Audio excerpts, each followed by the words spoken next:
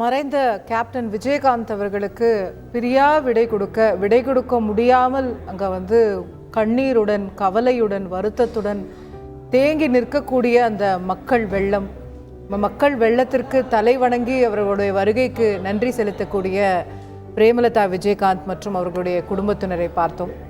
இந்த தருணத்தில் நம்மோடு தொலைபேசி வாயிலாக இசையமைப்பாளர் திரு கங்கை அமரன் அவர்கள் இணைந்திருக்கின்றார்.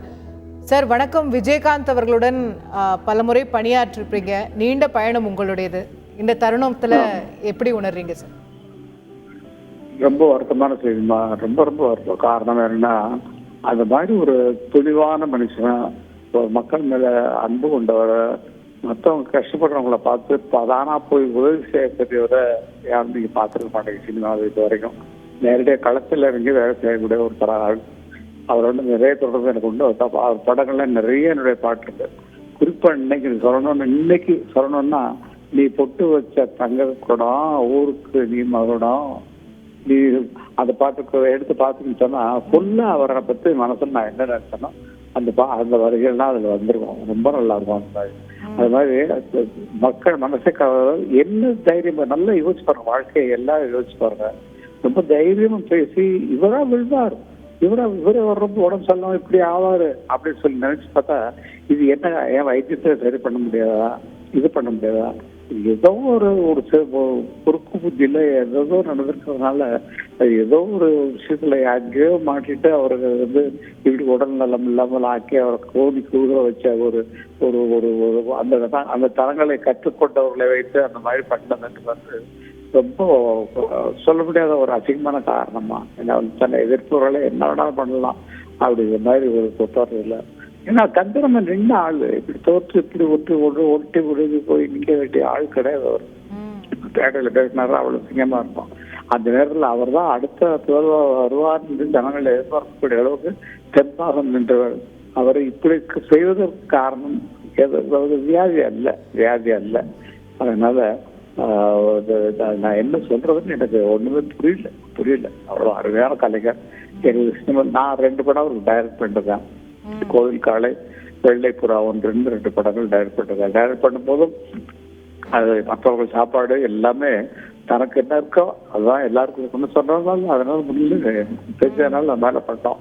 அது மாதிரி எல்லாரையுமே திருப்பி கொண்டு வரக்கூடிய எல்லா தொழிலாளர்களும் ஒண்ணு அப்படிங்கிற மாதிரி கொண்டு வரக்கூடிய ஒரு நல்ல மனசுள்ள ஒரு மனுஷனை, ஒரு நடிகன் சொல்லி புகழ்பெற்றவர். இருந்தாலும் அந்த நடிகனா இருந்து மக்கள் உள்ளார் இறங்கி வேற ஒரு ஆளது இது வரைக்கும் வேற யாருமே பாருங்க. எத்தனை பேர் கட்சி ஆரம்பிச்சாங்க, எத்தனை பேர் என்னமோ ஒன்றும் பண்ணாங்க. இப்படி இறங்கி வேலை செஞ்சவர் யாருமே இல்லை.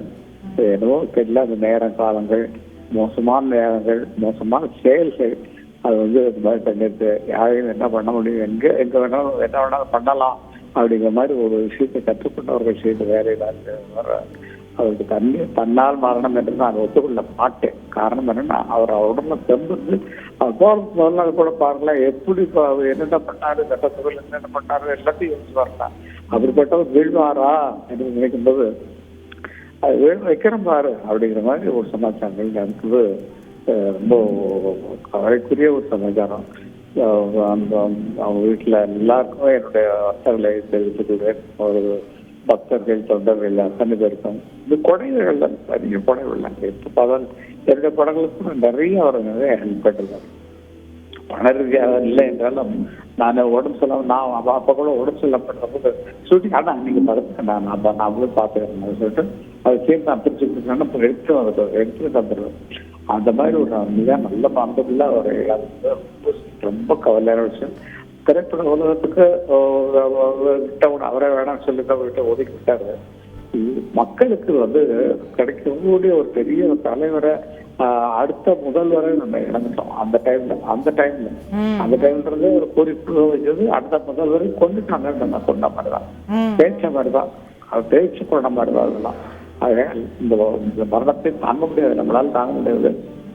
இருந்தாலும் அவரு பெட்டரா மேல கொண்டு வர்றதுக்கான வைத்திய வசதிகள் இல்லாத காரணத்தால் அதுக்கு தெரியல. அது ஐயா, அவருக்கு இப்ப நீங்க ஒரு படங்கள் இயக்கி இருக்கிறீங்க, இசையமைப்புல பல நேரங்கள்ல பங்களிப்புல இருந்திருக்கிறீங்க. 2 படம் இருக்குமா, அவரோட படங்கள் எல்லாத்துலயுமே என்ன பாட்டு இருக்கும். அவருக்கு இசையில அந்த பாடல்கள்ல எந்த அளவுக்கு ஆர்வம் இருக்கும், அதுல எல்லாம் அவர் வந்து இப்ப ஸ்பெசிபிக்கா இருப்பாரா? இன்னைக்கு ஒண்ணு சொல்ல மாட்டாருமா, ஒண்ணுமே சொல்ல மாட்டாரு. ஆனா ஆனா பாட்டை கேட்டானா ரொம்ப நல்லா இருக்குன்னா தான் கூப்பிடுவாரு. ரொம்ப நல்லா இருக்குண்ணா, இந்த பொட்டு வச்சிருப்பாங்க கூட, ஐயோ சூப்பர் பண்ணிட்டீங்கன்னா அப்புறம் வர பாட்டுனா அப்படின்பாரு. ரொம்ப குழந்தை மாதிரி இருப்பாருமா, குழந்தை மாதிரி இருப்பாரு. ரொம்ப ரொம்ப சந்தோஷத்துல குதிப்பாரு பாட்டு. இந்த ராசாக்கு அந்த படத்துல வயதே கத்துக்காரு பார்த்தீங்கன்னா அவ்வளவு ஒரு இன்னொரு சந்தோஷமா ஆக்ட் பண்றது. எல்லாம் ஒரு சரித்திரங்கள், ஒவ்வொன்றும் ஒரு சரித்திரங்கள். இல்ல நீங்க சொன்ன பொட்டு வச்ச தங்க குடம் பாட்டா இருக்கட்டும், இல்ல இன்னைக்கு எல்லாரும் பாடிக்கிட்டு இருக்கிற அந்த சின்ன கவுண்டர்ல இருக்கிற வானத்தை போல மனம் படைத்த பாட்டா இருக்கட்டும், அதெல்லாம் அவருக்குன்னே எழுதின மாதிரி அமைஞ்சிருக்கிற. இன்னைக்கு நம்ம அதை அந்த கேரக்டருக்கு தானே எழுதுவோம் நாங்க.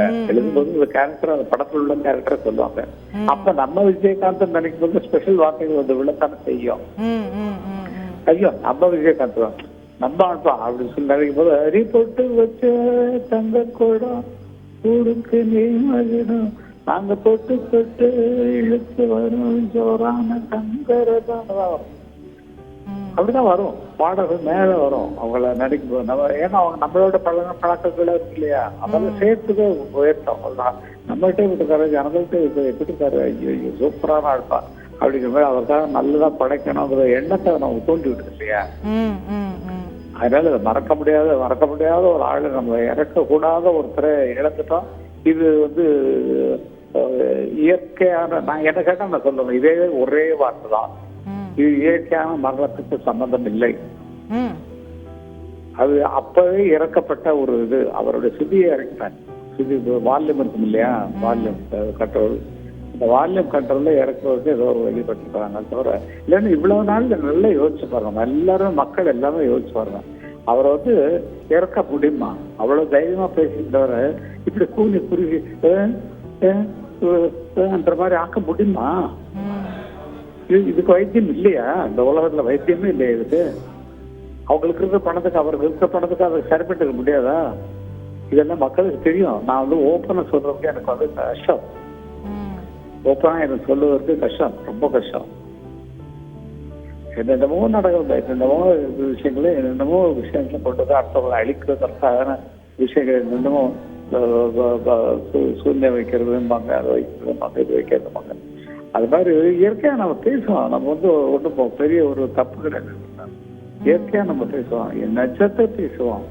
அவ்வளவு ரெண்டு கத்துன ஆளு, அப்படிப்பட்ட ஆளு பக்கிட்டது வியாபாரம் சொல்றது, கத்துறது அப்படின்னு சொல்லக்கூடிய ஒரு தைரியமான ஆளு நாள் ஆவாரா? நம்ம யோசிச்சு பார்க்கணும், நம்மளும் யோசிச்சு பார்க்கணும், மனித தன்மையை யோசிச்சு பார்க்கணும். அப்ப ஏதோ ஒரு சக்தியை கொண்டு வந்து, ஏதோ ஒரு சக்தியை யார் மூலமாகவோ கொண்டு வந்து இறக்கி பண்ணிய வேலைதான். இந்த மாதிரி வேலைகள் நிறைய நடக்கும்ன்றத நம்ம கிராமங்கள்லையும் தெரியும், நகரத்திலையும் தெரியும், எல்லாருக்கும் தெரியும். ஆகவே இது மிக கொடுமையான ஒரு சமாச்சாரம். இருக்க வேண்டிய வரை, வாழ வேண்டிய வரை, நிறைய செய்ய வேண்டிய வரை செயல்பாடு இழக்க செய்தது ரொம்ப அதிகமான விஷயம். யார் செய்தார்களோ என்னவோ ஆட்கள் எல்லாம் குறிப்பிட்ட சொல்ல வேண்டாம். அதனால இது இழந்துட்டோமா ஆத்மா சாந்தியுடைய இந்த ஃபேமிலி அத்தனை பேரும் சார்பாகவும் அவர் நான் வந்து ரொம்ப இறைவனை வேண்டிக் கொள்கிறேன். எங்க இறைவன் நம்ம இறைவன், அவர் நம்பக்கூடிய இறைவன், அவர் வந்து நிச்சயமா அவரை ஏற்றுக்கொண்டு அவங்க ஆத்மா சாந்தி பண்ணுவாங்க.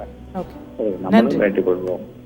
நன்றி ஐயா, நன்றி திரு கங்கை அமரன் அவர்கள். அவருடைய ஆதங்கத்தை வெளிப்படுத்தி இருக்கிறார். அவருக்கெல்லாம் இப்படி நடந்திருக்கவே கூடாது அப்படின்னு அதை இன்னும் ஏற்றுக்கொள்ளவே முடியாத ஒரு நிலையை அவர் வெளிப்படுத்தியதை பார்த்தோம். செய்திகளை உடனுக்குடன் தெரிந்து கொள்ள உடனே சப்ஸ்கிரைப் பண்ணுங்க.